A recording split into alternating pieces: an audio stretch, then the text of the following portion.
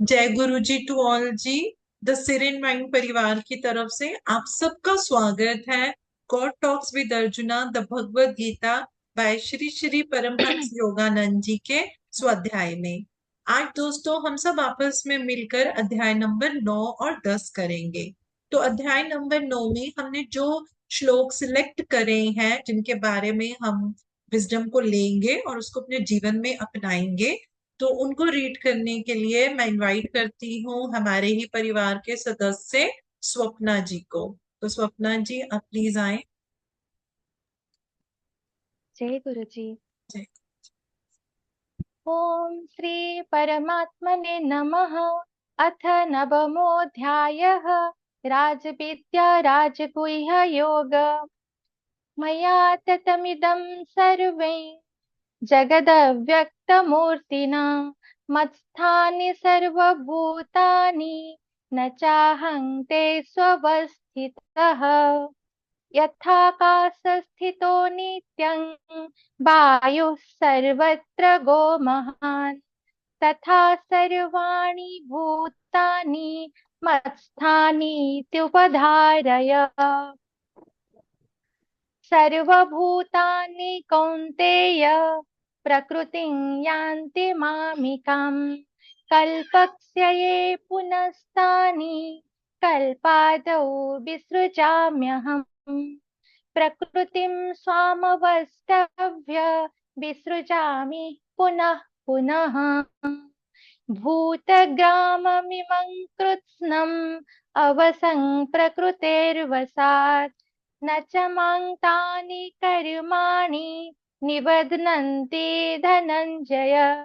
उदासीनवदासीनम् असक्तं तेषु कर्मसु महात्मानस्तु मां पार्थ दैवीं प्रकृतिमाश्रिताः भजन्त्यनन्यमनसो ज्ञात्वा भूतादिमव्ययम्। सततं कीर्तयन्तो मां यतन्तश्च दृढव्रताः नमस्यन्तश्च मां भक्त्या नित्ययुक्ता उपासते। त्रैवेद्या मां सोमपाः पूतपापा यज्ञैरिष्ट्वा स्वर्गतिं प्रार्थयन्ते ते पुण्यमासाध्य सुरेन्द्रलोकम् अश्नन्ति दीप्यन्ति विदेव भोगन् ते तं भुक्त्वा स्वर्गलोकं विशालम् हीने पुण्ये मर्त्यलोकं विशन्ति। एवं त्रयीधर्ममनु प्रपन्नः गतागतं कामकामः लभन्ते अनन्यश्चिन्तायन्तो मां ये जनाः पर्युपासते तेषां नित्याभियुक्तानां योगक्षेमं वहाम्यहम्।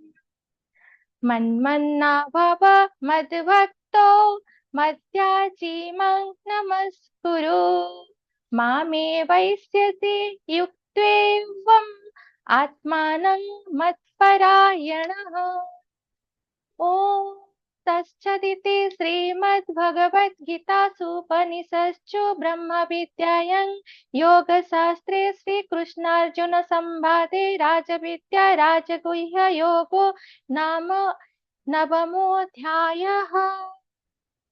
जय गुरु जी। Thank you so much Swapna ji. आपने इतने मुश्किल श्लोकों को ना सिर्फ इतनी सरलता से और बड़ी, मैं कहूंगी, संगीतमय तरीके से आपने उनको पढ़ा, मजा आ गया। और मैं सबके साथ एक बात और शेयर करना चाहूंगी। मैं स्वप्ना को बोलती हूँ ये हमारे सिरिट माइंड की कोयल है। तो थैंक यू सो मच। बहुत आनंद आया सुनकर। तो चलिए दोस्तों, अब हमने इतनी प्यारी वाणी में श्लोकों को तो सुन लिया, अब हम उसमें छुपी हुई विजडम को बहुत साधारण शब्दों में समझने की कोशिश करते हैं। श्लोक नंबर 4 से लेकर 6 में हमें ये समझाया गया है कि ये जो एक कॉस्मिक ड्रीम है, और ये जो इसके अंदर ये जो ब्रह्मांड बना है, और ये जो इसके अंदर जितने भी क्रिएचर्स बने हैं, ये सब कैसे बने हैं? ये वही परमात्मा उस सोर्स की चेतना के प्रकाश से बने हुए हैं।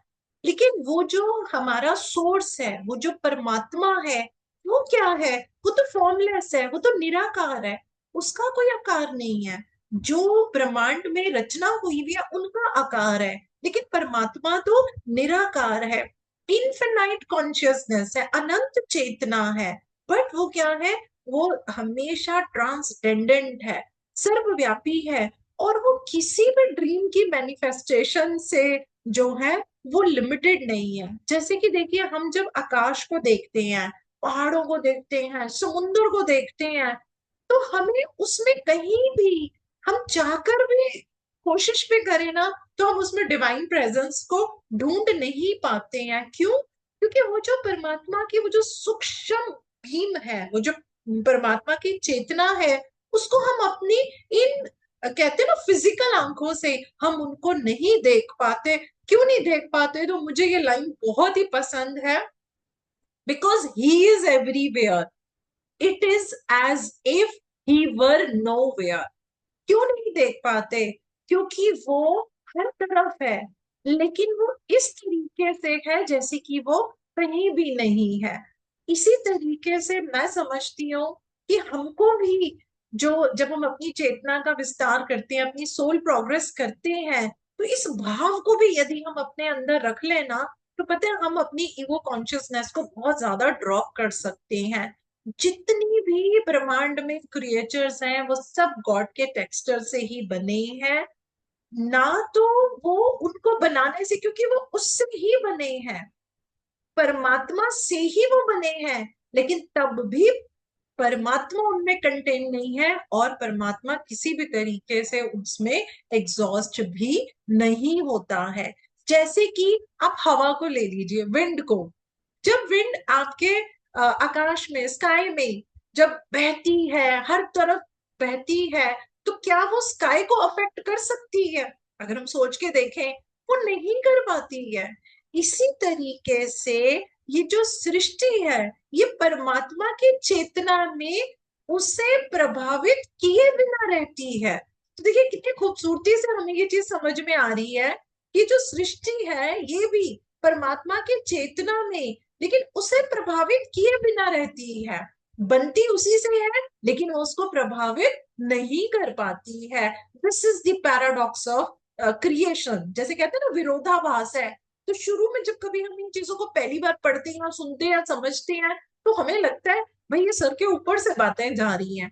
लेकिन जब हम इस विजडम को पकड़ पाते हैं, जैसे अभी बोला, परमात्मा हर तरफ है, लेकिन इस तरीके से है जैसे कि वो कहीं भी नहीं है। तो हमें थोड़ी थोड़ी ये चीजें जो है, ये हमारे को समझ में आने लगती है। एंड यस, ऑफ कोर्स, कहीं ना कहीं ये हमें एक मिस्ट्री से कम जो है, ये विजडम हमें नहीं लगती है।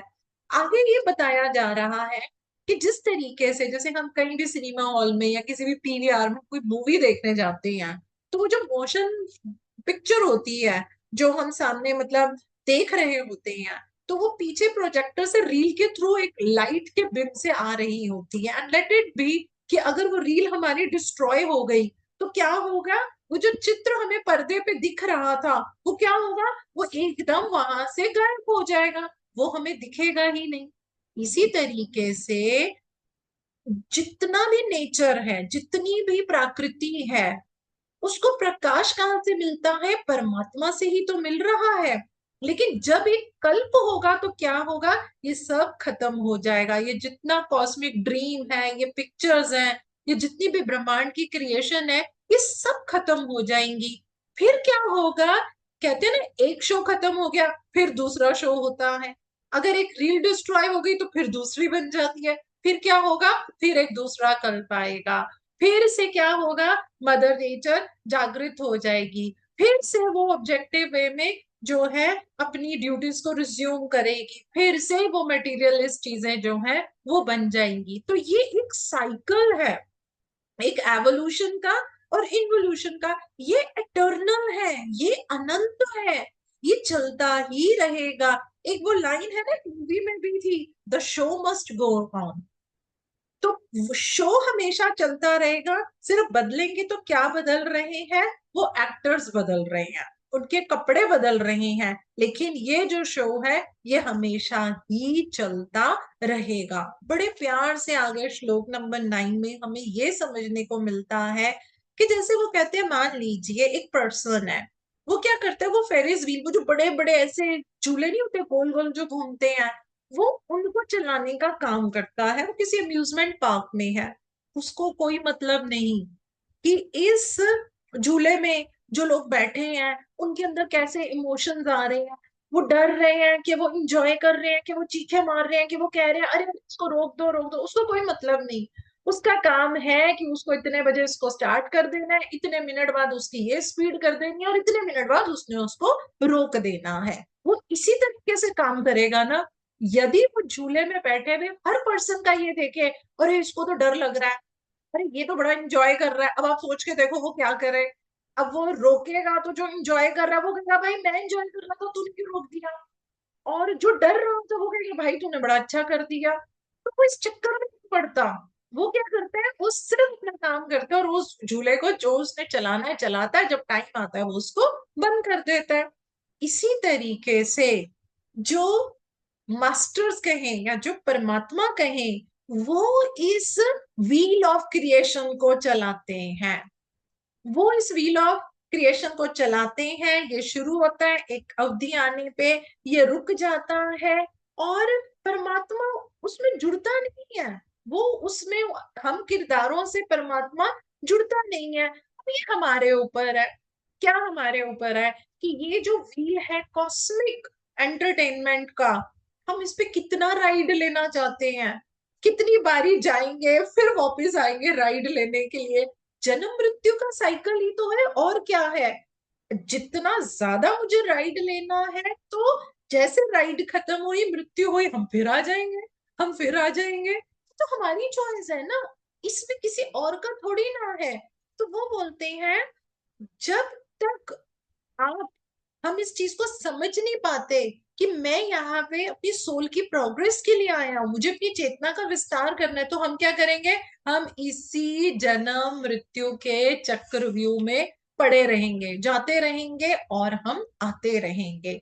आगे के श्लोकों में खासकर 10 11 12 में हमें ये बताया गया है कि जो प्रकृति है, प्रकृति 3 गुणों से मैनिफेस्ट हुई है, और काफी ये हम सबको पता ही है। तमोगुण है, रजोगुण है और सात्विक गुण है। तमोगुण बोले तो इग्नोरेंस बोलेंगे।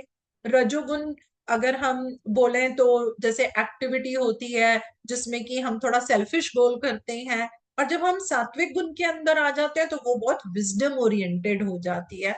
तो आगे श्लोक नंबर 13 से 15 में हमें ये बताया गया है कि जब एक पर्सन सात्विक गुणों में बिल्कुल आ जाता है, यानी कि वो सात्विक बीइंग बन गया, तो पता है क्या होता है, वो रजोगुण और तमोगुण का जो डिल्यूजन है, जो भ्रम है, अपने आप को उससे मुक्त रख पाता है।